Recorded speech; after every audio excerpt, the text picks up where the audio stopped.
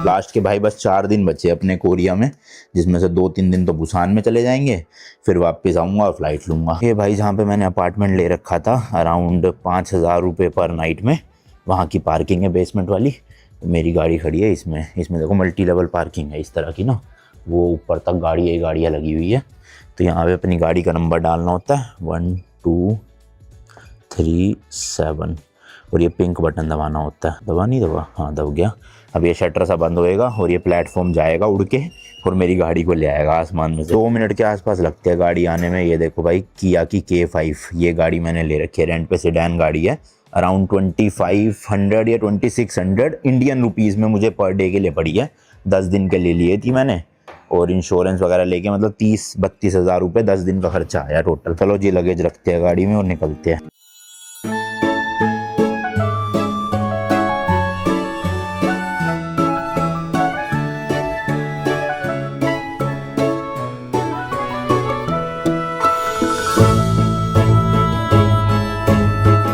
तो भाई म्योंगडोंग वाले एरिया में पहुंच गए हैं, वही जो यहाँ पे चर्च है एज यूजुअल, वहीं पे पार्किंग लगा रहा हूँ मैं। यही पार्किंग खाली मिलती है यहाँ आसपास, वरना तो हर जगह इतनी भीड़ लगी रहती है।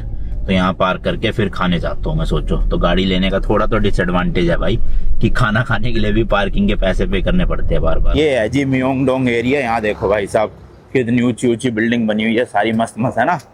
तो अपने को इस तरफ जाना है, म्योंगडोंग स्ट्रीट पे पड़ता है। गुरखा इंडियन रेस्टोरेंट है, एक ताज है। तो मुझे बेटर भाई गुरखा का लगा और टेस्ट भी अच्छा था और प्राइसिंग भी सस्ते थे ताज वाले से। ताज थोड़ा प्रीमियम वाला रेस्टोरेंट है यहाँ का, वैसे टेस्ट तो अच्छा ही था ताज का भी, पर बेटर ज़्यादा गुरखा का लगा मुझे। तो ये पहुँच गया हूँ भाई, देखो लिखा हुआ है ना गुरखा इंडियन/नेपाली रेस्टोरेंट। ये है जी रेस्टोरेंट और यहाँ पे लगी है स्क्रीन, टेबल पे बैठे बैठे आप ऑर्डर कर सकते हो। तो मैं मंगवा लेता हूँ भाई एक पनीर बटर मसाला, एक ये कुलचा मंगवा लेता हूँ क्योंकि इसमें आलू स्टफ आते हैं, एक स्प्राइट मंगवा रहा हूँ बस। लो जी लो, ये आके अपना खाना पनीर कुलचा और साथ में अनियन। चलो भाई पार्किंग में आ गया मैंने। आप देख सकते हो यहाँ से जो मेरे बुसान का होटल है ना, मेन सिटी सेंटर में है, बुसान के ट्रेन स्टेशन के पास में। तो अराउंड 398 किलोमीटर है एंड 4 घंटे 48 मिनट, यानी 5 घंटे ही लगा लो आप। तो 1-1:15 हो रही है, 6 बजे तक पहुँच जाऊँगा।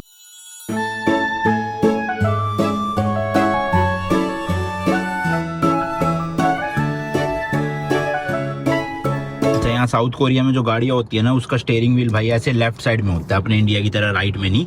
और यहाँ पे रोड्स भी उल्टी होती है, जैसे अगर हमें स्ट्रेट जाना है तो हम इंडिया में अपने लेफ्ट वाली साइड में चलते हैं ना, पर यहाँ पे राइट वाली साइड में चलते हैं। अभी तो ये टनल है इसलिए पता लगा नहीं सकते आप, बट हमारा ट्रैफिक यूँ जा रहा है जबकि सामने वालों का उधर से आ रहा है हमारे लेफ्ट से।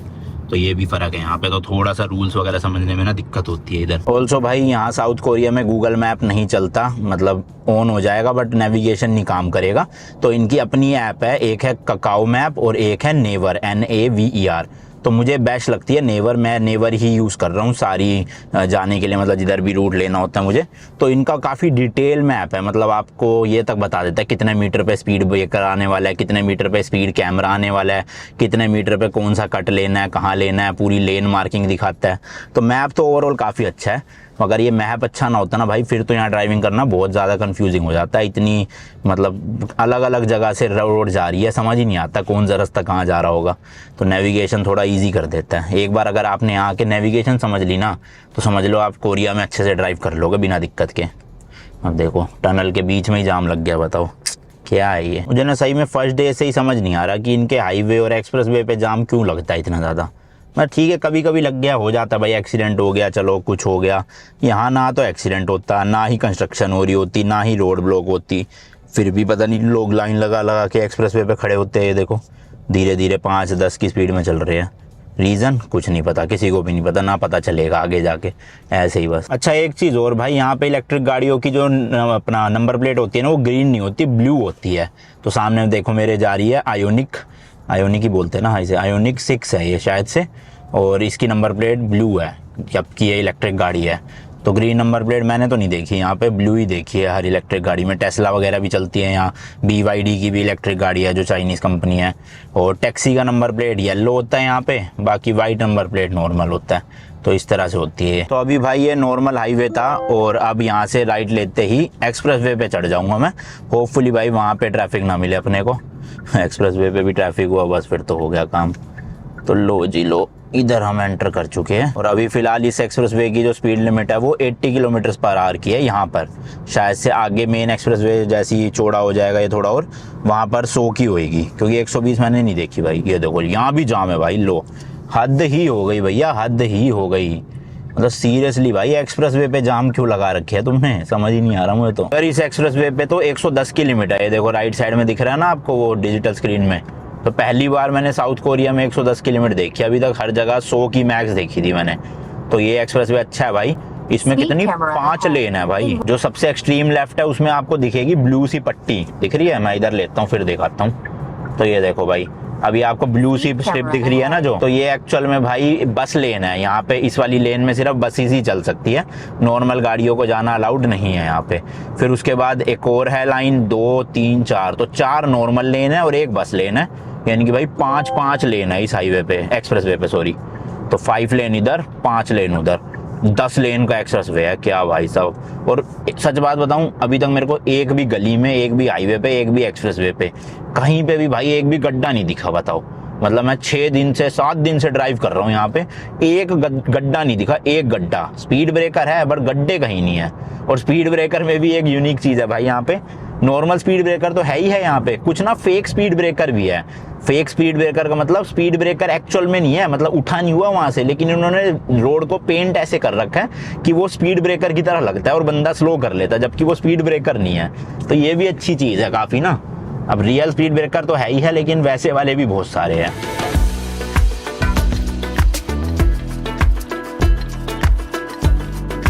ऑल्सो भाई अपने इंडिया में जैसे फास्ट टैग है ना, यहाँ पे बोलते हैं हाई पास, तो मैंने अपनी गाड़ी में हाई पास लगा रखा है। तो अब देखो मैं ये निकल गया टोल में से, अपने आप ये जो टी टी की आवाज सुनाई दी ना, पैसे कट चुके हैं।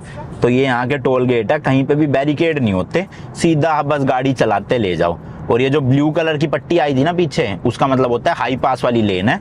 और जो राइट साइड में बिना ब्लू पट्टी वाली होगी वो कैश वाली या कार्ड वाली होगी। तो अगर आपके पास हाई पास नहीं है यहाँ का, तो आप कैश वाली लाइन में घुसना, वरना आप एक्सट्रीम लेफ्ट में रखा करो, हमेशा हाई पास की लाइन एक्सट्रीम लेफ्ट में ही आती है बस के यहाँ पे। तो इस तरह से पे हो जाते हैं टोल, मतलब रुकना नहीं पड़ता यहाँ पे ना, जाम नहीं लगता टोल टैक्स पे, तो टाइम बच जाता है थोड़ा सा। अच्छा ये जो बस लेन है ना, इसकी अच्छी बात यह है कि भाई हम तो चलो जा नहीं सकते, बस वाले भी इधर नहीं आ सकते, बस वाले भी अपनी उसी लेन को फॉलो करते हैं। तो इंडिया में भी ना हर हाईवे पे ऐसे बस लेन या ट्रक्स की लेन अलग से बन जानी चाहिए कि ट्रक वाले उससे बाहर निकले ही ना, और निकले तो सीधा तगड़ा चालान हो, कैमरे लगे हुए हो, तो फिर बढ़िया रहता है भाई, सॉर्टेड रहता है कि ट्रक और हैवी व्हीकल जो है वो पूरे लेफ्ट से ही, मतलब हमारे केस में तो राइट पे चलेंगे क्योंकि हमारी उल्टे रूल्स है, तो इसलिए राइट साइड में ट्रकों का रहना चाहिए और उसके बाद अपना बाकियों का रहे फिर इधर की तरफ। और हम ओवरटेक करने के लिए भी उस लेन में ना घुस सके और ट्रक वाले भी हमारी लेन में ना घुस सके, तो देखो कितने एक्सीडेंट्स कम हो जाएंगे। अभी फिलहाल मुझे ये एक्सप्रेसवे छोड़ना है भाई, मैप्स के अकॉर्डिंग राइट दिखा रहे हैं, यहाँ से 1.2 किलोमीटर में एग्जिट लेना है और दूसरा एक्सप्रेसवे चढ़ना है शायद। यहाँ नाम तो मुझे समझ नहीं आ रहे भाई एक्सप्रेसवे के, क्योंकि कोरियन में लिखे आ रहे हैं नेविगेशन मैप पे भी और बोर्ड्स पे भी। वैसे जो सिटी विटी के नाम है ना और वैसे जो नॉर्मल इन्फॉर्मेशन है वो कोरियन प्लस इंग्लिश दोनों में लिखी है। देखो अब ये बोर्ड आ रहा है जैसे, तो इंचियोन जो है वो इधर 150 मीटर राइट रखना है। यहाँ किया और हिंडई की बहुत बसें चलती है भाई, यहीं की कंपनी है ना ये दोनों, मतलब पेरेंट कंपनी तो एक ही है इनकी। अब देखो एक्सप्रेसवे से उतरते ही भाई स्पीड लिमिट सीधा 110 से 50 की हो गई, बताओ। ये लोग फिर भी ओवरटेक करके जा रहे हैं क्योंकि इनको पता है कैमरे कहाँ है कहाँ नहीं है, नेविगेशन ऐप में आ जाता है। तो जहाँ कैमरे नहीं होते वहाँ तो ये लोग नहीं फॉलो करते, स्पीड लिमिट भगाते रहते हैं, जैसे कैमरा आता है ना ब्रेक लगा के स्लो हो जाते हैं। सही टेक्नोलॉजी का यूज़ किया जा रहा है भाई। अच्छा हाँ, यहाँ पे क्योंकि ड्राइविंग रूल्स ऑपोजिट है इंडिया से, तो इसलिए भाई जो ओवरटेकिंग के रूल्स है ना वो भी डिफरेंट होंगे। हम इंडिया में हमेशा गाड़ी के राइट साइड से ओवरटेक करते हैं, मतलब लॉ तो ये कहता है कि राइट से करो, अब आप करते क्या हो तो अलग बात है खैर। तो राइट से ओवरटेक अलाउड होता है इंडिया में, लेकिन यहाँ पे भाई लेफ्ट से ओवरटेक करना होता है। और जो सबसे फास्ट लेन होती है वो भी यहाँ पे लेफ्ट पे होती है, हमारे इंडिया में जैसे फास्ट लेन राइट साइड वाली होती है। तो ये बस थोड़ा सा फर्क है, और स्टीयरिंग व्हील उल्टी साइड में लेफ्ट साइड में अपने इंडिया में राइट होता है। तो बस आपको थोड़ी 2-3 चीज़ों का ध्यान रखना पड़ेगा और आप फिर 1-2 दिन में अच्छे से ट्रेन हो जाओगे यहाँ चलाने के लिए गाड़ी। अब देखो ये वाले हाईवे पे चढ़ते ही 100 की लिमिट आ गई है आराम से अपने पास, बड़े व्हीकल के लिए 80 की है, गाड़ियों के लिए 100 की है। तो देखो 100 वाली लेन है ये दोनों ना, और जो 80 वाली लेन है वो राइट में है, वहाँ रहो अपना। सही जुगाड़ है भाई।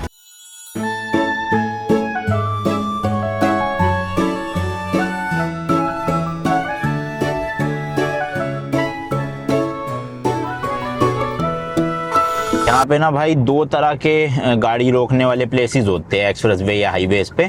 सबसे पहला होता है जिसमें आपको वॉशरूम मिल जाते हैं और पार्किंग मिल जाती है। वहाँ पे कोई फ्यूल स्टेशन नहीं होता, कोई खाने पीने का कुछ नहीं होता, जैसे कि अभी ये आ रहा है। तो अब मैं आपको दिखाता हूँ यहाँ ले जाके। तो ये बेसिकली होता है अगर आप एकदम थक गए हो गाड़ी चलाते चलाते, तो आप साइड में लगा के मतलब अपना थोड़ी देर रेस्ट कर सकते हो, सो सकते हो। और वॉशरूम बने होते हैं, अपना वॉशरूम यूज़ कर सकते हो। तो अभी मैं इसमें पहले वाले में घुस चुका हूँ। हाँ भाई ये तो जगह ही नहीं है, फुल ही लग रहा है मुझे तो, है ना।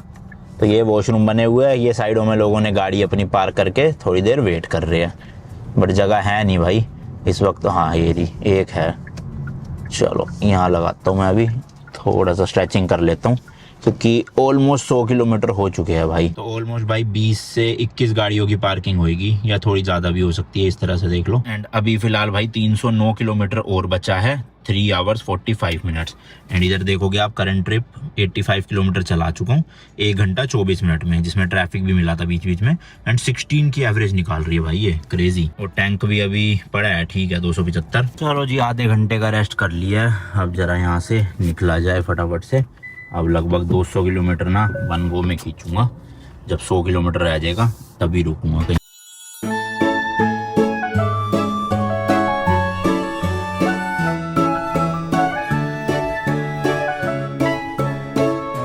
भाई सब टनल्स बहुत है यार इस वाले रूट पे, मतलब बार बार पहाड़ियाँ आ रही है ना बीच में, तो अब ऑब्वियसली पहाड़ियों के आर पार जाना है तो या तो टनल बनाना पड़ता है या पास बनाना पड़ता है पहाड़ी के ऊपर से। पास में थोड़ी दिक्कत ज़्यादा रहती है, स्ट्रेट टनल होती है तो जल्दी से हो जाता है काम।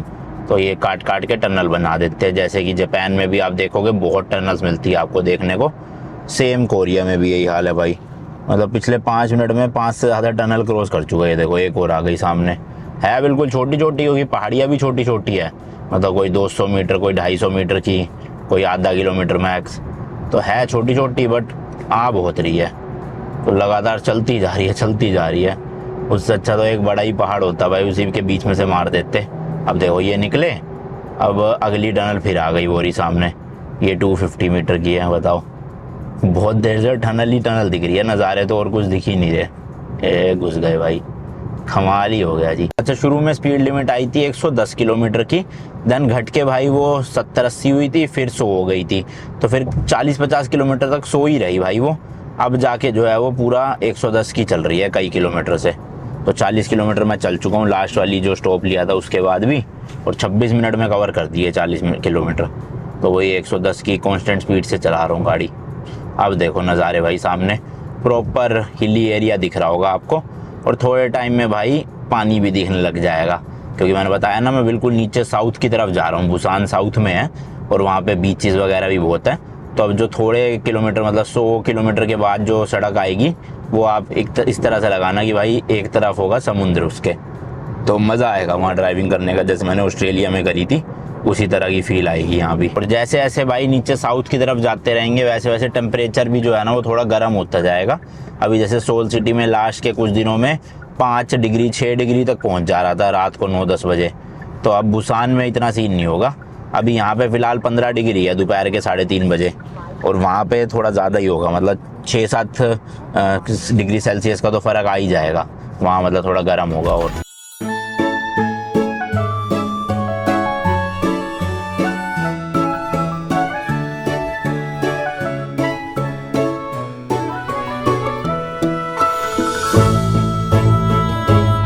यहाँ पे तो अभी 5:30 ही हुआ है, 5:30 ही देखना अंधेरा सा हो गया पूरा, ऐसा लग रहा है जैसे 8-9 बज गए हो रात के। और सामने से सूरज वूरज सब गायब हो चुके हैं, क्योंकि ऊपर आसमान में देखोगे ना आप काले बादल है, तो इसलिए रोशनी भी काफ़ी रुक गई है।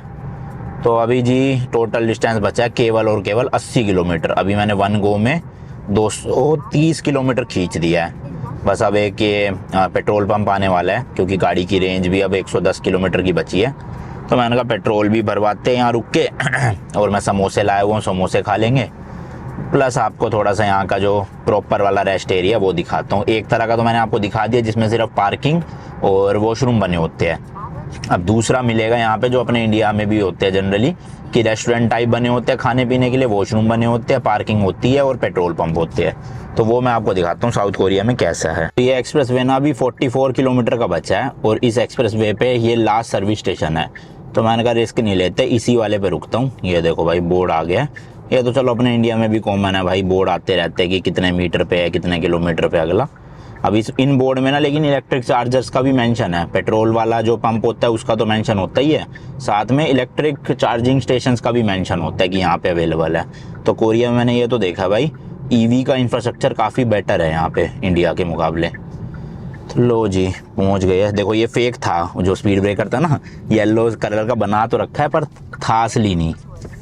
तो भाई ये सामने बड़ा सा रेस्टोरेंट है, लेफ्ट साइड राइट साइड में फ्यूल स्टेशन है मेरे ख्याल से। हाँ पहले अभी मैं गाड़ी लगाता हूँ, फ्यूल का तो बाद में देखेंगे। वो देखो वो सामने है फ्यूल स्टेशन ना, और ये राइट साइड में मेरे पूरा का पूरा अपना रेस्टोरेंट टाइप का एरिया हो गया। तो कहाँ लगाऊँ भाई, यहीं लगा देते हैं चलो। यहाँ पे हैंडीकैप पार्किंग अलग बनी होती है, स्लॉट्स इलेक्ट्रिक गाड़ियों के लिए अलग बने होते हैं और नॉर्मल गाड़ियों के लिए अलग होते हैं। तो चलो भाई नॉर्मल में या अगले में लगाऊँ यार, अगले में ही लगा देता हूँ, थोड़ा और पास हो जाएगा बढ़िया। चलो जी यहाँ लगा देते हैं गाड़ी, लेट्स गो। ये देखो भाई कितनी बड़ी पार्किंग लॉट है, मतलब ट्रकों के लिए बिल्कुल अलग ही सेक्शन बना हुआ है, वहाँ पे गाड़ियों के लिए अलग है। इंडिया में क्या होता है ना, जैसे जो ढाबे वाले होते हैं या अच्छे रेस्टोरेंट वाले होते हैं वो ट्रक वालों को रुकने नहीं देते अपने पार्किंग में, लेकिन यहाँ ऐसा नहीं है भाई। अब देखो यहाँ कितने अच्छे अच्छे रेस्टोरेंट है, कितना बड़ा बड़ा कॉम्प्लेक्स बना है, लेकिन ट्रक वाले भी लगा सकते हैं आराम से, कोई मना नहीं कर सकता भाई। तो इंडिया में भी ये चीज़ होनी चाहिए। ये देख रहे हो भाई वेंडिंग मशीन, मतलब ये गेम जो होती है ये तक भी लगी हुई है यहाँ पे। वो सुपर मार्केट टाइप बनी है, बताओ कपड़े वपड़े मिल रहे हैं सब कुछ, और खाने का तो है ही, पर ज़्यादातर खाना नॉन वेज है। मैंने बताया ना आपको, यहाँ पे वेजिटेरियन ऑप्शन फ्रेंच फ्राइज मिल जाएंगे मेरे को लग रहा है, उससे ज़्यादा कुछ नहीं मिलेगा। और बड़ी कोई आउटलेट दिख नहीं रही मुझे। टोमन टोम्स कैफ कॉफ़ी, अच्छा जी, मतलब मैकडोनल्ड्स के KFC ये सब नहीं दिख रहा मुझे।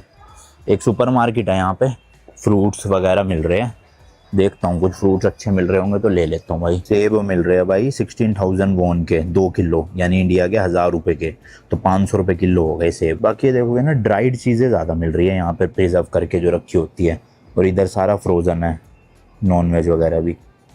तो फ्रूट्स तो बस सेब ही दिख रहा है मुझे फ्रेश फ्रूट्स में, और कुछ तो फ्रेश है ही नहीं यहाँ पे, सब फ्रोज़न ही रख रखा है इन्होंने। ये है शायद संतरे है ना, ये भी भाई देखना पैकिंग कैसे कर रखी है।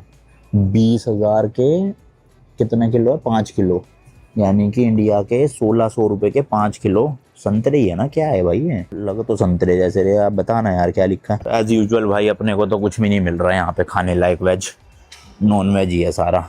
और नॉन वेज में भी मतलब चिकन वाली चीज़ें तो यहाँ बहुत कम होती है, सब वही सब होता है, मतलब बीफ वगैरह। तो अगर आप नॉन वेजिटेरियन भी हो तब भी आपको कुछ खास मिलेगा नहीं यहाँ पे, मतलब अगर खाली चिकन खाते हो तो।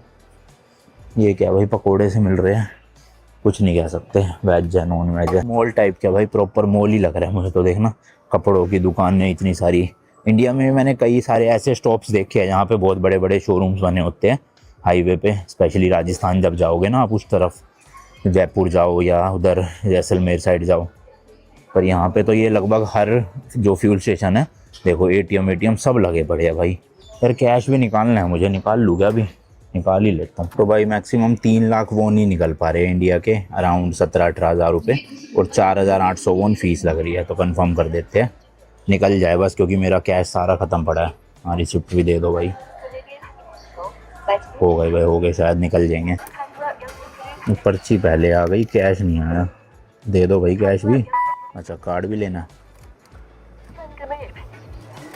आ गए भाई ये रे, लेट्स गो। भाई मैं भाई यहाँ पे तो वेजिटेरियन पिज़्ज़ा तक भी नहीं मिला, पिज़्ज़ा भी नॉन वेजिटेरियन ही था। गाड़ी में बैठता हूँ, इतनी ठंड में क्या निकलना, छोड़ो मैं निकाल लेता हूँ भाई अपने समोसे 2 मस्त, वही खाता हूँ आराम से। और यहाँ की चटनी बड़ी मस्ती देते हैं यार, मतलब लाल मीठी चटनी साथ में तीखा मिक्सर कुछ कर रखा है इन्होंने मिक्स ना, बढ़िया लगती है ओवरऑल। मुझे पता था आज कुछ नहीं मिलने वाला रास्ते में, तो मैं अच्छा हुआ ले ही आया। चलो जी भाई चलते हैं, काफ़ी देर टाइम पास कर लिया, 6:30 हो गए, 1 घंटा 17 मिनट का रास्ता है। फ्यूल भरवाना है क्योंकि 101 किलोमीटर की रेंज है, वैसे तो पहुंच जाएगी गाड़ी, 71 ही बचा है, बट क्यों रिस्क लेना भाई।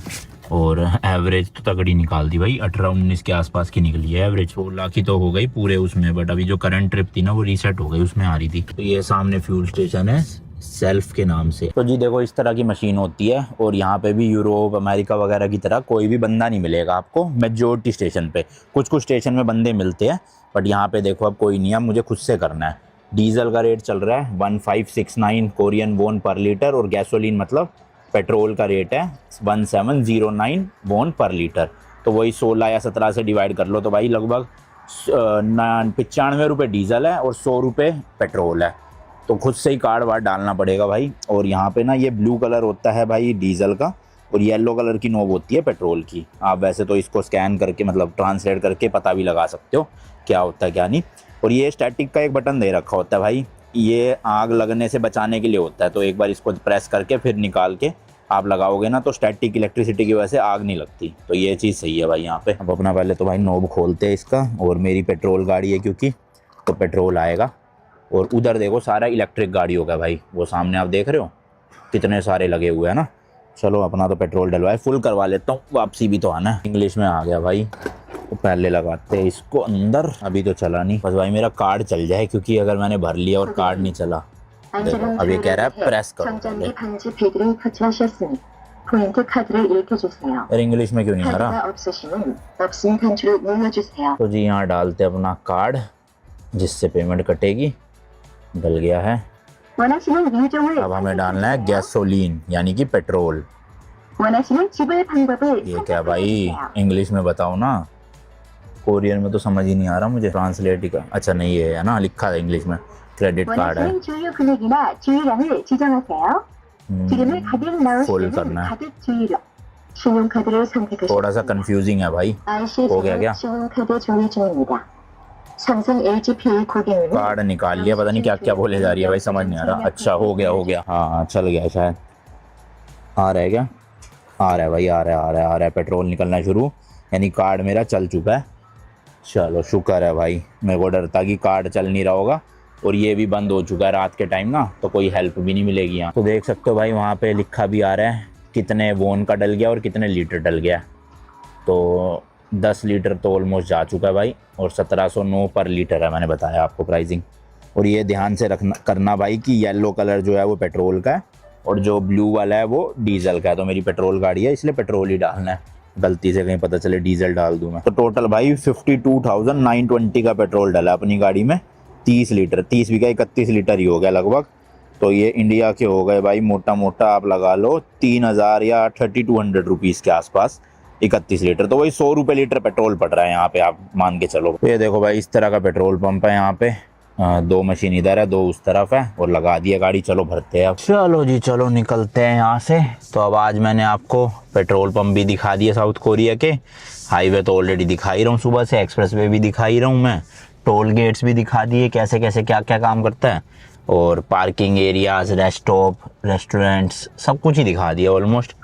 तो अब सीधा यहाँ से नॉन स्टॉप बुसान खींचता हूँ, क्योंकि वैसे भी रात को तो क्या ही दिखाऊंगा ज़्यादा, है ना।